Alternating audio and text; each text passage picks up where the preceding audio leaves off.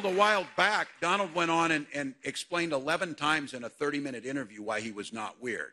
And if somebody's explaining why they're not weird, yeah. But look, I wouldn't say those things. It wasn't to like give a name or name calling. It was an observation. It is weird to obsess about other people's bedrooms. Just trust me on that. That is none of your business.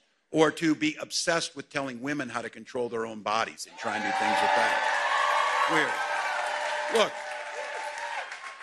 Look, you saw it at the convention. I'll be damned if I'll let them lay claim to the American flag as they put Donald Trump's picture on it. They're not going to do that. And when Kamala and I and all of you talk about freedom, we mean the freedom for you to make your own health care decisions. That's what we mean. For our seniors to be free to retire with dignity with Social Security and Medicare. And for our little ones to be free to go to school without being shot dead in their classrooms. That's what we mean.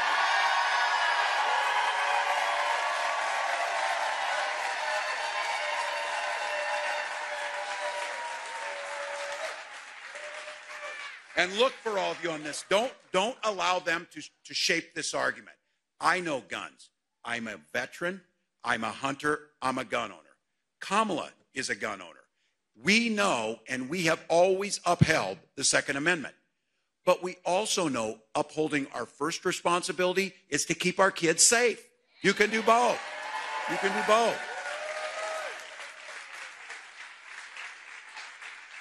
I will say, both members of the Democratic ticket are gun owners, and the Republican nominee can't pass a background check to buy one. So just so you know.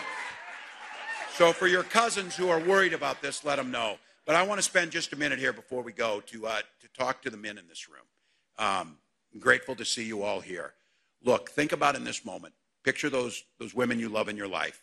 Wife, partner, daughter, aunt, mother, neighbors, everyone else. And when you think about this election, the way they're seeing it and the way we need to see it is their lives are at stake in this election. Their lives are at stake. And that's not hyperbole. It's happening all across the country. When Donald Trump appointed those Supreme Court justices, who lied in their confirmation hearings about upholding Roe versus Wade? Oh, it's settled law. It's precedence. We won't do anything about it. Well, they overturned it. And Donald Trump brags about it. He is glad that those women you're thinking about in your mind right now, your loved ones, now have fewer rights than their mothers and their grandmothers had. 20 states, including North Carolina, have a Trump abortion ban. Calls them a beautiful thing. Well, here's what that description looks like. Beautiful thing. Gut-wrenching stories all across this country. Emergency rooms, miscarriaging in parking lots. Survivors of rape and incest being forced to carry those terms. Fertility clinics turning couples away at the door. And I've talked about this. It's personal. This is personal on it for all of us. If you haven't gone through the hell of infertility, I guarantee you know somebody who has. And it is terrible. You're waiting for the phone calls, no luck. Time after time, the strains it puts on your families. And I'll tell you what, because my wife and I had access to insurance, and because we had fertility treatments in Minnesota, we were able to have our beautiful daughter, Hope. And she and Gus are our world.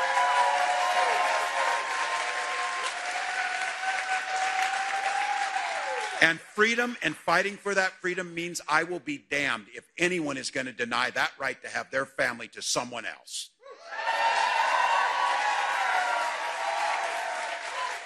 So when we win this election and we hold the Senate and we take the House of Representatives,